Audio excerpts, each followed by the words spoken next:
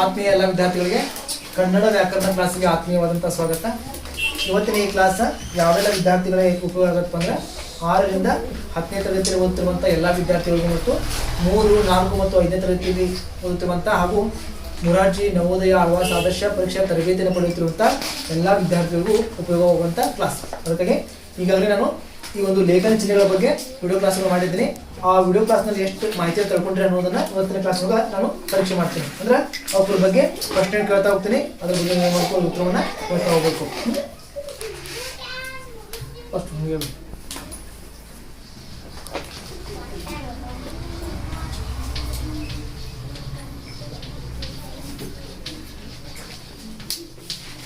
ರಾಜನು ಕಾಡಿಗೆ ಹೋದನಂತೈತಿ. ಇಲ್ಲಿ ಯಾವ ಚಿಹ್ನೆ ಬಳಸ್ಬೋದು ನಾವು?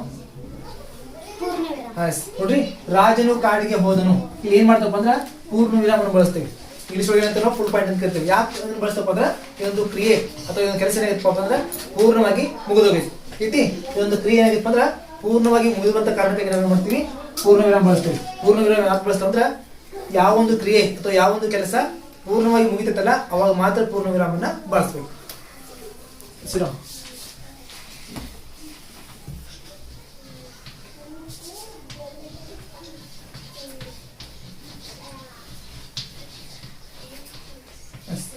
ನಿನ್ನ ಹೆಸರೇನು? ಏನ್ ಬರ್ತಪ್ಪ ಅಂದ್ರೆ ಪ್ರಶ್ನಾರ್ಥಕ ಚಿಹ್ನೆ.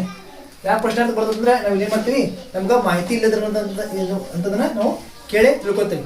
ಅಂದ್ರೆ ನಾವ್ ಮಾಡ್ತೀವಿ ಇನ್ನೊಬ್ಬರಿಗೆ ಪ್ರಶ್ನೆ ಮಾಡ್ತಾವಂತ. ಯಾವ ಪ್ರಶ್ನೆ ಮಾಡ್ತೀವಿ, ನಮ್ಗೆ ಏನಾದ್ರು ಅದ್ರ ಬಗ್ಗೆ ಮಾಹಿತಿ ಇರಲಿಲ್ಲ ಅಂದ್ರ ಅದಕ್ಕೆ ನಾವು ಯಾವ ಚಿಹ್ನೆ ಬಳಸ್ತಂದ್ರ ಪ್ರಶ್ನಾರ್ಥಕ ಚಿಹ್ನೆಯನ್ನ ಬಳಸ್ತೀವಿ. ಆಕಾಶ ಶಾಲೆಗೆ ಹೋದನು. ಯಾವ ಚಿಹ್ನೆ ಬರುತ್ತೇವೆ ಇಲ್ಲಿ? ಎಸ್. ಯಾಕೆ ಬರುತ್ತಳು? ಇದೊಂದು ಕ್ರಿಯೆ ಏನಾಗೈತಿ ಪೂರ್ಣವಾಗಿ ಮುಗಿದೋಗೈತಿ. ಯಾವ ಕ್ರಿಯೆ ಪೂರ್ಣವಾಗಿ ಮುಗಿದಲ್ಲ ಅವಾಗ ಮಾತ್ರ ನಾವು ಪೂರ್ಣ ವಿರಾಮ ಬಳಸ್ತೇವೆ. ಇಲ್ಲಿ ಆಕಾಶ ಶಾಲೆಗೆ ಹೋಗುವಂತ ಕ್ರಿಯೆ ಅಥವಾ ಕೆಲಸ ಏನೈತಪ್ಪ ಅಂದ್ರೆ ಪೂರ್ಣವಾಗಿ ಮುಗಿದೋಗೈತಿ. ಆಕಾಶ ಶಾಲೆಗೆ ಹೋಗುತ್ತಿದ್ದಾನೆ, ಅದಿನ್ನೂ ಮುಗಿದಿಲ್ಲ, ಅಲ್ಲೇ ಪೂರ್ಣ ವಿರಾಮ ಬರಂಗಿಲ್ಲ. ಯಾಕಂದ್ರೆ ಇನ್ನೂ ಹೊಂಟ ನಾವು ಸ್ಟಾರ್ಟ್ ಇರುತ್ತೆ, ಆ ಕ್ರಿಯೆ ಏನಿರುತ್ತೆ ಇನ್ನೂ ಚಾಲ್ತಿಯಲ್ಲಿ ಇರ್ತಂತ. ಆಕಾಶ ಶಾಲೆಗೆ ಹೋದನು ಮುಗಿದೋಗಿರ್ಬೇಕದು.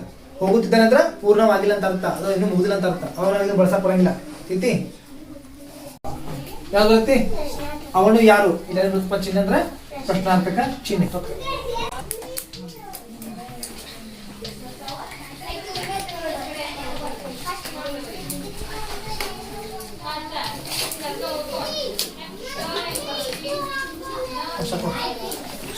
ಹಬ್ಬ ಎಂತಹ ದೃಶ್ಯ? ಚೆನ್ನಾಗಿ ಹಬ್ಬ ಎಂತ ದೃಶ್ಯ?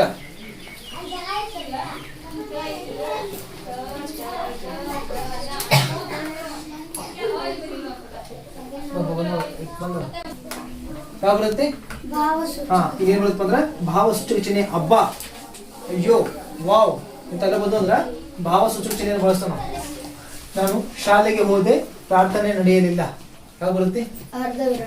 ಇಲ್ಲಿ ಅರ್ಧ ವಿರಾಮ ಚಿಹ್ನೆ ಬರುತ್ತೆ. ಯಾಕಂದ್ರೆ 2 ವಾಕ್ಯದಲ್ಲಿ ಒಂದು ವಾಕ್ಯದಲ್ಲಿ ಮತ್ತು ಉಪವಾಕ್ಯಗಳನ್ನು ನಾವು ಸೇರಿಸಬೇಕಂದ್ರೆ ಅರ್ಧ ವಿರಾಮ ಚಿಹ್ನೆ ಕೊಡ್ಬೇಕು. 2 ವಾಕ್ಯದಲ್ಲಿ ನಾನು ಶಾಲೆಗೆ ಹೋದೆ 1 ವಾಕ್ಯ, ಪ್ರಾರ್ಥನೆ ನಡೆಯಲಿಲ್ಲ 2 ವಾಕ್ಯ, ಟೋಟಲ್ 2 1 ವಾಕ್ಯ. ಆ 1 ವಾಕ್ಯದೊಳಗ ಮತ್ತೆ 2 ವಾಕ್ಯಗಳನ್ನ ನಾವು ಸೇರಿಸ್ತೇವೆ. ಅಂದಾಗ ನಾವೇನ್ ಮಾಡ್ತೀವಿ, ಅರ್ಧ ವಿರಾಮ ಚಿಹ್ನೆಯನ್ನ ಕೊಡ್ತೇವೆ. ಇಷ್ಟ. ಅಯ್ಯೋ ದೇವರೇ, ಅವನು ಬಿದ್ದು ಹೋದನೆ. ಭಾವಸೂಚಕ. ಇಲ್ಲಿ ಭಾವಸೂಚಕ ಚಿಹ್ನೆಯನ್ನು ಕೊಡ್ತೇವೆ ನಾವು. ಯಾಕಂದ್ರೆ ಅಯ್ಯೋ ಅನ್ನುವಂತ ಶಬ್ದ ಬರುತ್ತೆ, ಅದಕ್ಕೆ ಇಲ್ಲಿ ಭಾವಸೂಚಕ ಚಿಹ್ನೆಯನ್ನ ಬಳಸ್ಬೇಕು. ಅವನು ಬಿದ್ದು ಹೋದನೆ. ಯಾಕಂದ್ರೆ ನಾವು ಮರುತ್ತೋ ಆ ಬಿದ್ದುದ ನೋಡೆ ಮರುತ್ತೀವಿ ಅಂದಾಗ ನಮ್ಮ ಬಾಯಿಂದ ಬರುತ್ತಂದ್ರೆ ಅಯ್ಯೋ ದೇವರೇ ಬರುತ್ತೆ. ಸ್ಟಾಪ್. ನಡೆಯಲಿಲ್ಲ ಯಾವ ಬರುತ್ತೆ? ಕರೆಕ್ಟ್. ಯಾಕಂದ್ರೆ ನೋಡ್ರಿ, 1 ವಾಕ್ಯದೊಳಗ 3 ವಾಕ್ಯ ಬರ್ಬೋದು. ನಾವು ಆಟ ಆಡಲು ಹೋದೆ 1, ಮಳೆ ಬಂತು 2, ಆಟ ನಡೆಯಲಿಲ್ಲ 3. ಅದಕ್ಕೆ ನಾವೇನ್ ಮಾಡ್ತೀವಿ, ಅರ್ಧ ವಿರಾಮವನ್ನು ಕೊಡ್ತೇವೆ. ಹೌದಲ್ಲ? ಗುಡ್.